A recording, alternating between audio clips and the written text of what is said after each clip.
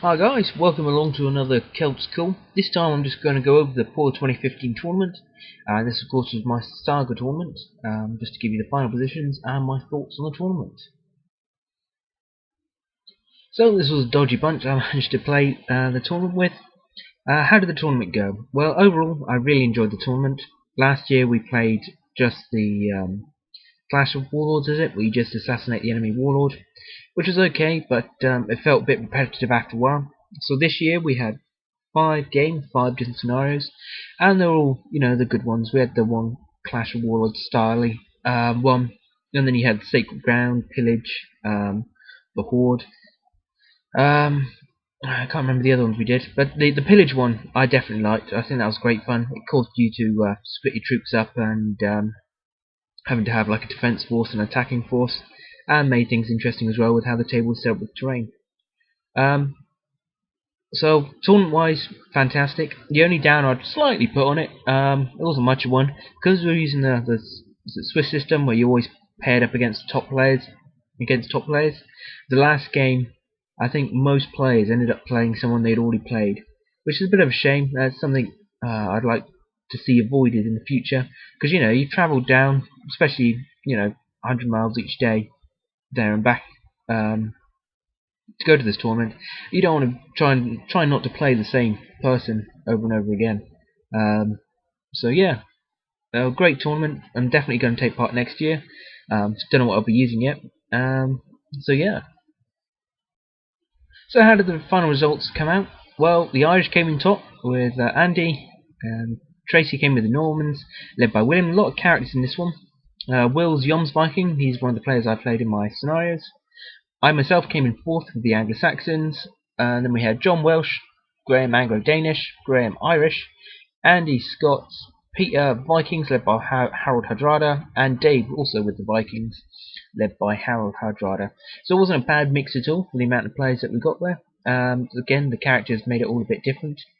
I'd never played the Irish before, so that was an experience and a half. Yeah, they're quite tricky little swines, to be honest. But I think everyone enjoyed themselves. I also came away with best painted for my force as well. So happy to go there. Came 4th place overall and ended up with best painted too. So the only thing I'll mention is the ability to swap troops out. I know Ralph did this last year, and I know a lot of Saga tournaments do it. Basically, you can swap your troops' equipment between battles, and that's okay. But I do think it then gives a benefit to forces that have more adaptability. I mean, the Normans are one obvious one that comes to mind. I think the Byzantines, you can swap troops around, get archers and all of that. And you got other armies which are kind of stuck. I mean, I know I'm an Anglo-Saxon player, which is kind of like maybe why I'm saying it. I don't know. But I understand mounting, dismounting.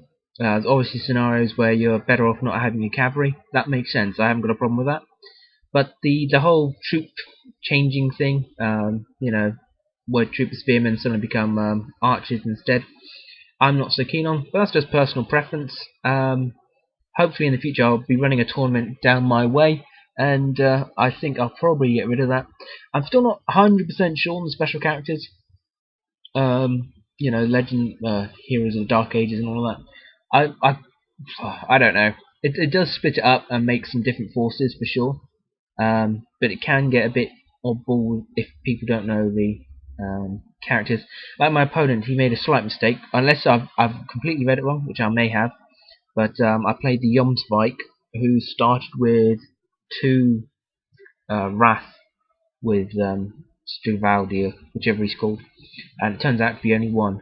The problem with this game, if you don't know everyone's battle boards and special rules, it's very easy to get some of the rules confused, and I don't know. I just think taking the characters out, where everyone's at. Everyone's got either the basic warlord or priest warlord. Actually, I didn't see any of those, so I might have to try that for next year. But yeah, so we shall see. Just now, going to have a quick look at my army and see how it compared and what I'm thinking of doing for next time. So a couple of guys on the forum asked me, to have some pictures of my army, what I used. So there they are here. So this is where I went with. I went with 5 points of warriors and 1 point of levy. Um, Playing the games, I'm not too sure on the levy as a ranged unit. The Anglo-Saxons got the special ability if they have shields, they get 1 attack per 2 models and an increased armor, which is quite a few bonuses really for levy. And my shooting didn't really help out. To be honest, my levy was just there to stand in the way. Once they'd gone below 10 models, I was never willing to expend too many points trying to shift them about. So they tended to stay there and didn't shoot. The only game they actually did anything was against the Scots, where his lower armor and my shooting gave me a slight advantage. But even that one we played to a draw. So yeah, I'm thinking I'm going to be changing this list. I think I might drop my levy with ranged weapons and put in 2 levy with spears. This is basically just to use the Anglo-Saxon special rules. I really don't think I'm using the Anglo-Saxons well enough because I'm not taking huge advantage of their special rules for the levy in that. This might be a complete mistake, but I'm painting up some more models at the moment and I'm going to give it a go. So basically I'm going to go for 2 points of levy with spears. And by the way, I'm not going to go with any characters. I'm not a big fan of characters. I like developing my own warlords for role-playing scenarios and campaigns and stuff. So I'll keep away from the characters. So I'm going to go with 2 levy. I'm then going to go for 3 warriors broken into 2 12-man units. So it's a lot of bodies they've got to go through. I'm going to use my warriors as kind of a second wave and just throw my levy out the front. Because if I lose my levy, I'm not giving away mass amount of points, no more than any others. They're going to put fatigue onto the enemy. They're going to cause some damage to the enemy. I'll get lots of combat benefits from my own special abilities anyway. So yeah, I quite like that idea. And then I'm going to try a mounted Hearthguard for my other unit. This is always a bit risky, I know, but I just felt I didn't have any punch. There was nothing. I saw openings, couldn't really take advantage of them. I couldn't get any troops through gaps. So a little 4-man mounted unit of Hearthguard. I'm hoping I'll be able to do the damage I want when I need it. So I'm going to go for 2 levy, 3 warrior, and 1 Hearthguard. And as for my warlord, I rarely chuck my warlord into combat. I'm really debating whether or not to keep him as a warlord or maybe pick one of the new priests. The Enlightened seems the obvious one to get some extra saga dice. Because at the moment I'm only generating 5, which is not brilliant.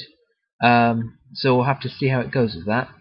But hopefully, coming up soon, we cover battle reports. I've got one as I was Anglo-Danes.